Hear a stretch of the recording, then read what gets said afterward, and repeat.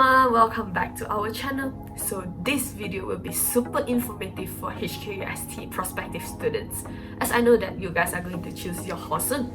And so let me start with some introduction. HKUST do have 9 on-campus hall and 1 off-campus hall, which is in TKO, Chongguan-do. And so as an international student, we are guaranteed to have 2 years of hall living in HKUST. We do get a chance to put our top 3 preference in our choosing list. Out of the 10 halls, freshmen are only allowed to stay in the 9 that are on campus, but as of fall 2022, Hall 9 isn't actually available for the freshmen, so that leaves 8 halls. And of course, they're named very aptly Hall 1 to Hall 8. Each of the halls has different sorts of rooms, so there are single, double, and triple rooms.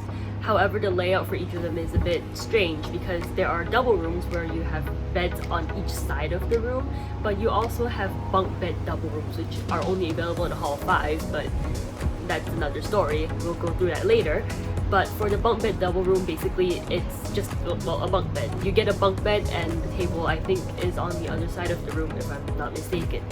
And for triple rooms, it's going to be 1 bunk bed, so one person sits on top and bottom, and on the other side, the other person sits on top, and below that, where the other bunk or bed was supposed to be, they kind of converted it into a desk. So that's the general layout of how rooms in HKUST halls are kind of like.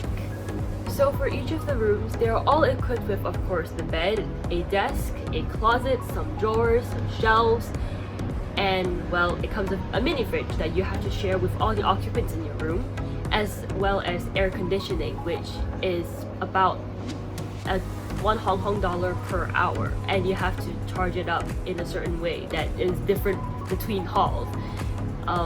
You'll probably figure it out when you actually move into a hall, so that's perfectly fine. I don't think we have to go through those details right now. Some rooms even have a sink within the room itself, although I believe that is only for Hall 6 onwards, and so like the newer halls basically. And Wi-Fi is available all throughout campus, so you don't have to be worried about not having Wi-Fi in your room. However, the speed and quality of the Wi-Fi connection might differ depending on your location. Each floor of every hall is also equipped with a common room, which comprises of a living area, like a living room area, and a kitchen. So in the living room area, you generally have tables, chairs, maybe a sofa, and people kind of just like to hang out with their friends there, or just chill because there is free air conditioning there. And as for the kitchen area, it will have a water dispenser, a sink, fridge, or fridges, depending on where you are, and microwave, depending on, again, which hall and which floor. Whether or not they're functional is a completely different story. But either way, you will get these facilities. And some floors are even equipped with induction cookers, so you can actually buy pots and pans and actually like cook a proper meal. Otherwise, you could always get like a rice cooker and you could cook in your room, or you could just cook in a common room. And that's generally about it for common rooms. Size-wise, they again vary by hall, so there isn't much for us to talk about here. You'll kind of find out when you actually get there. There's also a laundry room that is specific to each hall. So again, some laundry rooms are bigger than other laundry rooms, but either way, they're equipped with both washers and dryers, and both of them require the use of your student ID to be able to operate. So you do have to pay for them, but you kind of have to just top up your student ID, and that's how you pay for your laundry. And of course, the bathrooms. So halls 1 to 6 have communal bathrooms, so I think there's usually 2 bathrooms that are shared by the entire floor, but then again, there are some floors that are all female, some that are all male, and some that are a mix. So depending on, again, which hall you get and which floor you're assigned to, there may be 2 female toilets or 1 male and 1 female toilet, for example. But either way, these will be communal bathrooms, and again, the whole floor shares them. But for halls 7, 8, and 9, they're sort of like a shared apartment style kind of thing. We'll go through that in detail when we actually talk about each individual hall. But either way, you will have bathrooms, and they do come with hot water, which is super useful if you are not used to cold temperatures. But of course, you're gonna have a lot of sinks there, and you're gonna have like toilets and showers. so they're separate cubicles. Moving on to the location of each of the halls, because maybe that's something you want to consider when you're picking a hall. It's very, very weird. So, well, Hall 1 is most definitely the closest to the academic building, like by a long shot the closest, followed by most probably Hall 2. And after that, it's kind of just a mess, because as you can see, Hall 5 is kind of just off to this weird side, and everything else is sort of in line, but none of them are in numerical order besides like maybe 8 and 9 being the last ones. Oh, and also important point to note, all of these are situated like on a hill. So to get from Hall 1 to Hall 2, you kind of have to take from like the top, from the academic building, you have to take a lift from the top of Hall 1 to the bottom of Hall 1, and then walk across that link bridge to get to the top of Hall 2, which is undoubtedly, well, like I said, it's a hill. And after that, you kind of still have to take the lift from the top of Hall 2 to the bottom of Hall 2 to get to the seafront where all the halls besides Hall 5 are. I know it's pretty difficult to see just based on the map because they don't really show elevations, but basically Hall 1, actually no, like if you're gonna talk about elevation wise, Hall 5 is sort of like the highest in terms of elevation, followed by like Hall 1.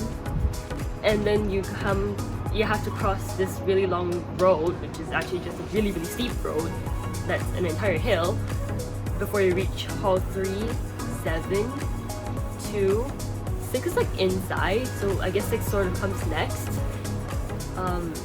4, 8, and 9. So as you can see, there's really no order to them, and that doesn't really matter because they're actually named after in order of like when they were built rather than like, you know, any sort of convenient ordering. But well, that's how it is. So first up on the list, we have Hall 1. And Hall 1 is one of the 2 halls that only has double rooms. And the main feature of Hall 1 is that it is located very, very close to the academic building, because it is quite literally like 2 minutes away, a 2-minute walk away, which compared to all of the other halls is basically nothing. And other than that, actually there's not really much about Hall 1. It's a very standard hall. The common rooms might be a bit small, and they might not have induction cookers on every floor, and they might not have functioning fridges or microwaves on every floor, but the water dispenser is always functioning. But I mean, it's a trade-off, okay? Like, you want absolute proximity to the academic building, you kind of have to give up a couple other things. As for the rooms, they're a little bit smaller, but then again, you only get double rooms. Like, you have like 0 risk of getting a triple room. And the laundry room is actually very, very big. But so there's like 10 washing machines and 10 dryers in there, I think. But it's located like outside of the building. It's like a distance away, whereas like the other laundry rooms are in like within the building itself in general. But that's because you kind of have to share it with like PG hall next door. So it's kind of between 2 halls, but it's actually not that bad because it's a lot easier to be able to find a washing machine that's not being used by someone else when you want to do your laundry, which is a constant problem with like other halls, because if you want to do it at night, actually a lot of people do laundry at night. I have no idea why, but yeah, little pro tip there: do not do laundry at night if you can help it, especially weekend nights, because they're always full for some reason. But yeah, Hall 1 is a decent choice. And now we have Hall 2, which, well, it's also fairly close to the academic building. Compared to Hall 1, it's a little further, but still you don't really have to walk up a hill or anything just to get out of the hall. But they have both double and triple rooms, and unfortunately the room size is not that much of a difference from Hall 1, I think. I've never been in there, I don't actually know. But, so, double rooms are probably okay, but the triple rooms might be a bit cramped. And no, you can't cook in there either. I've been told that there are no induction cookers on like any floor. I think I might be wrong for the coming semester, but you know, there might not be any induction cookers that are in the common room. And of course the laundry room will be smaller because they don't have 10 washers and 10 dryers in there. Pretty much no other hall has 10 washers and 10 dryers, I'm pretty sure. So general pros and cons. It's pretty close to the academy building still. And if you want to like go back in the middle of classes, it's still very doable. It's still perfectly fine. You want to climb a hill, it's completely shaded all the way. Other than that, I'm actually not quite sure what other pros there are to Hall 2 besides just go pick Hall 1. It's actually a better deal because it costs the same for the double rooms and you risk getting a triple. Yeah. Hall 3. The hall that I have been living in for the last year and I'm gonna be living in for the next year. So, Hall 3 is on top of the hill. Like, way on top of the hill.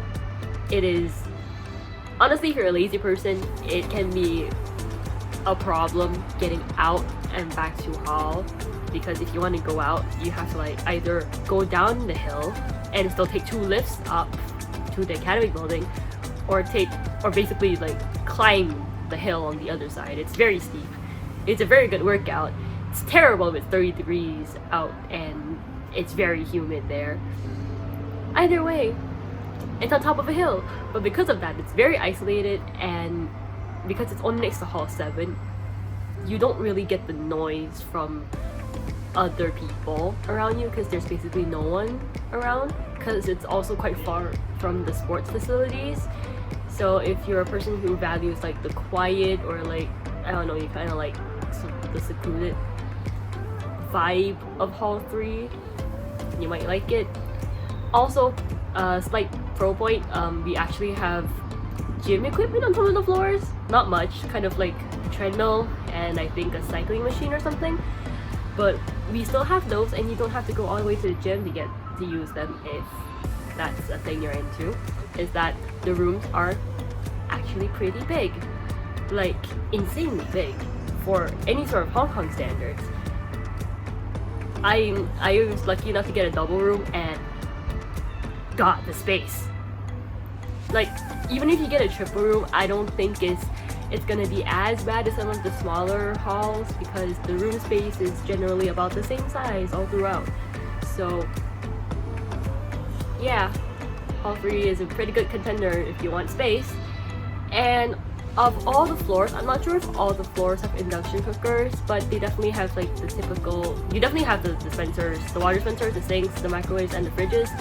But Hall 3 common rooms actually do have induction cookers, and quite a lot of the floors actually, at least like my floor has it, and a couple of other floors also have it as far as I've seen. So if your floor doesn't have it, you could probably just go to another floor.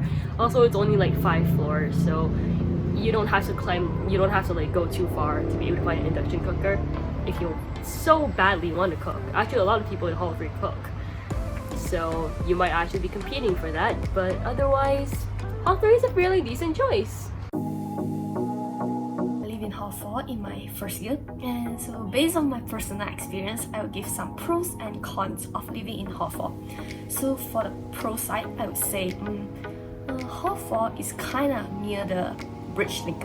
So when you go to the academic building, it's pretty near, so you can sleep more. And also it's pretty near to the seafront canteen. I would say Hall 4's room is pretty big compared to other halls' room. So well, even though it's triple room, it's still considered big and you have space to walk around. And there's a common room, so you guys can have like chit-chatting with friends at there. And also there's like induction cooker and microwave for you to cook. So for the con side, I would say there's a possibility for you to get the triple room. So well, you have no choice. And well, it's a shareable washroom, and also there's no basin in the in your room, so you have to like go to the washroom when you have to brush your teeth.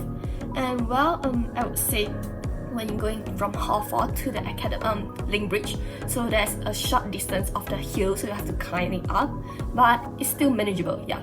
And also from my experience, it's a bit noisy in my floor, but I think it's still acceptable. Yep, that's it for Hall 4. So Hall 5. Remember the bunk bedrooms I mentioned earlier in the video? Well, Hall 5 is the one with only bunk bedrooms. Well, they only have double rooms, which sounds great until you realize they're all bunk bedrooms. And it's because the rooms are really small. Like insanely small. And you basically will not have any personal space whatsoever unless you're the kind of person who enjoys that, or if your roommate somehow doesn't show up, which is a miracle. But, well, yeah, no, don't. There are hardly any pros to get to choosing Hall 5, besides maybe that it's actually very close to Hall 1. Like, you walk down a small stretch of road, and then you will reach the bottom of Hall 1, and from there you can still like access the academic building fairly easily. But honestly, other than that, there isn't much to talk about it. Like, I was told that the only reason why it's so small is because it was meant to be a PG hall. For the record, as far as I'm concerned, there is not a single sign around Hall 5 that says it's Hall 5. It's still labeled as PG Hall 2. I don't know why they haven't changed it. I don't know if they're ever planning to change it. Maybe they will when we get here, but that's a note for you if you actually end up getting Hall 5. Because if you're taking a taxi or an Uber there, they will not know where it is. So do look out for that. And also, yeah, because it was supposed to be a PG hall, they were meant to only be single rooms. And they turned them into double rooms because they want to fit more people, and now all the Hall 5 people kind of have to suffer in the tiny cramped little space that they call their room. I think you can cook there, it's not too bad if you're okay with like hanging out in the common room or like not being in your room in general, but yeah, please don't pick Hall 5. Like, just don't. Oh, and have I mentioned that people have said that there are cockroaches and stuff just hanging around Hall 5 places? No? Okay, yeah, that's probably another thing you want to think about. Now let's talk about the pros and cons of living in Hall 6. So for the pro side, I would say Hall 6 is the nearest hall to the link bridge compared to other halls, and well, it's nearest to the seafront canteen also. So the seafront canteen is just below the Hall 6, so you get to eat every time at the night. So it's pretty convenient, I would say. And also there's a basin in each room in Hall 6, so you get to brush your teeth every time at the morning. And besides that, I would say Hall 6 have 2 common rooms in each floor. So even though there's somebody occupied the first common room, you can still get to go to another common room. And well, let's talk about the con side. So for the con side, I would say there's a possibility for you to get a triple room, and the triple room is slightly smaller compared to the Hall 4's triple room. And well, their room size, even though it's double or triple room, is smaller compared to the Hall 3's and Hall 4's double or triple room. Yep, that's it for Hall 6. Okay, so now let's move on to Hall 7. So for the pro side, I would say definitely it's new hall. So new hall, they have like individual washrooms, so definitely it's cleaner compared to other halls. And well, besides that, there's like therapy dog living there, and so you get to like play with it.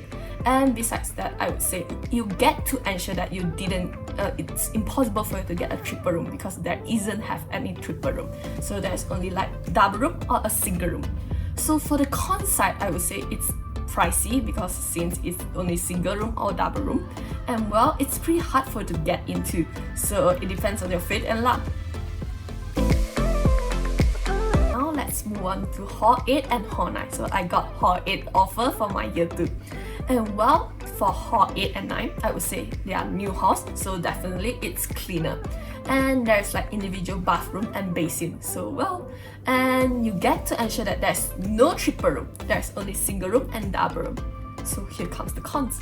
So it's definitely pricey as it's a new hall, and well, it's pretty far from the link bridge. So link bridge is here, and here's Hall 6, here's Hall 4, and only comes Hall 8 and Hall 9. So you have to get up earlier in order for you to get into class. And besides that, I would say it's also competitive, so it depends on your luck. Okay, so here comes the end of our recommendations of halls in UST. I would like to give some more suggestions about this halls. So if you are those person who are unwilling to wake up early, why not just go for Hall 1 and Hall 2 because it's the nearest to the academic building. So well, if you are those person who are willing to pay more for it for newer and cleaner spaces, you can just go for Hall 7, Hall 8 and Hall 9. Okay, so for Hall 9, it's not available in this fall 2022/23. So well, if you have any questions, feel free to drop a comment down there or here are our contacts.